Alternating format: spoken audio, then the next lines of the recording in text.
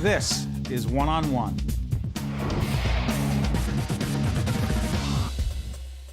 I'm Steve Adubato. Everything you ever wanted or needed to know about what's going on nationally with respect to healthcare and what it means to you, you're about to find out. Boy, I just put a lot of pressure on you. We got Larry Altman, who is Executive Director of the Horizon Foundation for New Jersey and Vice President, Office of Healthcare Reform, Horizon Blue Cross and Blue Shield, New Jersey. Good to see you, Larry. Nice to be here, Steve. Thanks for having me. Let's put this in perspective. October 1st, 2013. Big date. Open enrollment, healthcare, marketplace, exchange, if you will. Explain what it means, because there's so much coverage about this, so much media attention, but so much confusion. What changes? What does it mean to people watching right now? Right. Well, I think first, your show does a great job of educating people. I think it's really important for all consumers to really learn more about how it's going to affect them. As you point out, October 1st is a really big day. That's the day that open enrollment, which means people can start signing up for some of the new health insurance programs that were created by the Affordable Care Act. How?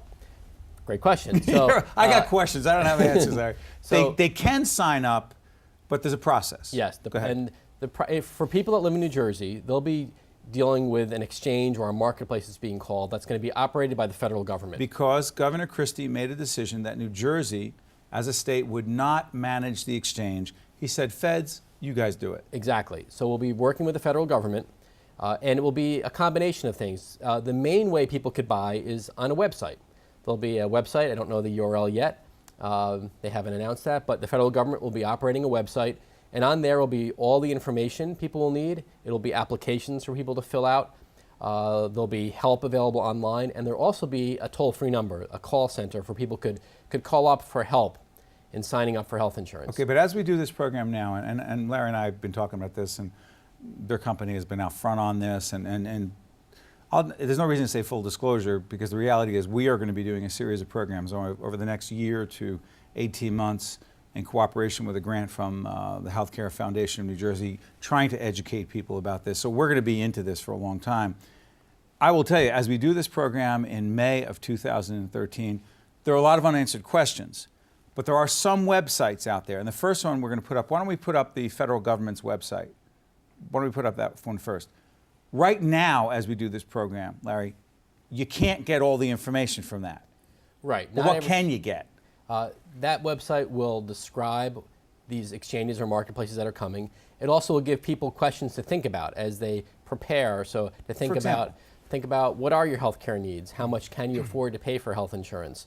Also, it will describe some of the documents people may need in order to sign up. So, for example, you'll have to prove, obviously, your citizenship. You'll be asked questions about whether you have coverage offered through your employer or not, because that could determine what you're eligible.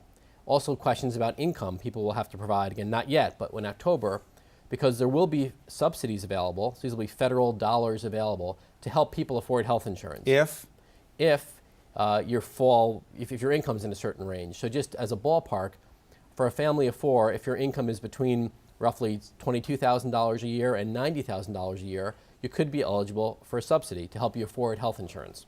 So family? A lot of people. What about a family now? So that'd be a family of four. Okay, those numbers. An individual, would be a lot lower than that. Let's say between $12,000 and $45,000 or so of income. So there'll be subsidies available, and there'll also be products displayed on a website to help people shop. And in addition to being able to go to the government website, people will be able to go to the Horizon Blue website. Yeah, put up that website and tell folks what's there. So on the horizonblue.com website, there's currently information about some changes that have already taken place and what changes are coming with healthcare reform. It will talk about what people should expect, which new ways to buy health insurance. On the other hand, there are some factors that have been part of the healthcare law that could make premiums higher. For example, taxes and fees. Some of the products offered will be richer, which is good for, and by that I mean more will be covered, which is good for consumers, but it does add to the cost. So we just want consumers to be aware of that, to be aware of what they should expect to see. And then even in October, they'll be able to come to the Horizon Blue website and purchase products at that point also. They can actually do that. We'll be able to do that on our website. All right, let's try this. Too. We keep giving out websites, and there will be some telephone numbers, but not yet. But here's the interesting thing. We want to assume, or you like to assume, well, everyone can just go to a website watching us on public television or Fios or where you're seeing us right now. But what about for someone who watches who says, wait a minute, I don't have access to the internet. Can you go to your local library and do it? So two things. You could go to a library and get access to a computer and therefore use the internet. Go ahead. If you really don't have any access or you're not comfortable using a computer, there'll be the toll-free numbers that you mentioned. They're not available yet, but that will be a way people could really shop for, make and get advice and ultimately make a purchase over the phone. You could also do over the phone a combination of mail, so they could send you an application, you could fill it out and mail it in. Let me ask you this. You've been around this industry for a long time, and you've seen public awareness and public consumer education initiatives around all sorts of things.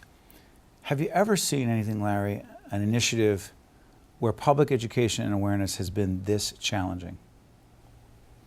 I think that's a great point, Stephen. I think the answer is no. I think this is going to be a huge public awareness challenge. A lot of the people that will benefit from this are people that don't have health insurance. Now, some people are, a lot of them are working and very active, and they, may be very familiar with health insurance. But I think there are others, maybe people that have never had health insurance in their life or haven't had it for a long time. And for them, I think it's going to be a really steep learning curve to understand some of the processes you were talking about. How do you find out information? What website, what phone number, et cetera. And they're the ones we need to get to. Exactly. They're the ones. Isn't that the interesting paradox here?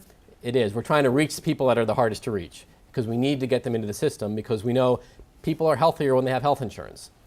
And that they're the folks that the law was intended to reach in the first place, because as they get sicker and go into the emergency room, the cost of health care just drives up exponentially. Yeah, you're absolutely right. I mean, people, if people are able to take better care of themselves, get preventive care, get treatment before it gets so serious that they end up in the emergency room, that's really, it's better for them, and it definitely saves money because the emergency room is a very expensive place for people to be getting care. Now, your company is playing a role. The government is trying to play a role. The feds are obviously driving this to a large extent. We'll see what the state of New Jersey is doing, not just the governor's office, but the Department of Health and Senior Services. We'll see what's happening there. We're working with the Commissioner's office, Mary O'Dowd, there.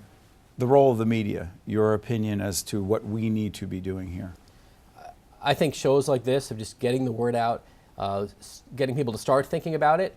I think there's a little bit of concern, I'd say, among the federal government that is it too soon to begin because people can't sign up till October. You don't want to. So we shouldn't be having this conversation right now? So I would disagree with that. I think we should have this conversation now, and it needs to keep going and probably escalate over the coming months so that by over summer, September, even October, when the open enrollment period starts, when people can really go out and start signing up and go to the website or call the call centers and get information, I think that's where it's going to even require more education. You can't just all of a sudden jumpstart it in the fall. No, exactly. So I think we should all be talking about this now. I think the media has a big role to play in reaching a lot of different kinds of people and packaging it in ways that the consumer can understand and bringing in the consumer perspective. So you don't just have people talking about it. It's not a one-way conversation. Exactly. Well, we look forward to continue to work with you and your team, and we'll be doing our programming.